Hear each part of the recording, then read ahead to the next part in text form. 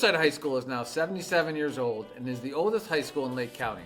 Over the course of the past 20 years, the building and its grounds have been professionally inspected and assessed by the Ohio Facilities Construction Commission, by Lasky and Partners Architects, and then Design Architecture. All three firms investigated the condition of the major architectural, structural, mechanical, and electrical systems, as well as identified deficiencies and prioritized critical needs to address. The overwhelming synopsis amongst those reports was that significant renovations are needed to ensure Riverside High School can meet the needs of students, staff, and community members. If the levy passes, renovations of the current Riverside High School would include a complete overhaul of the building, including roofs, windows, lights, floor, heating, ventilation, air conditioning, and more. The auditorium will be completely renovated and a new, modern student common space will be built. The building will retain its classic ground facade on Riverside Drive while providing modern learning spaces on the interior.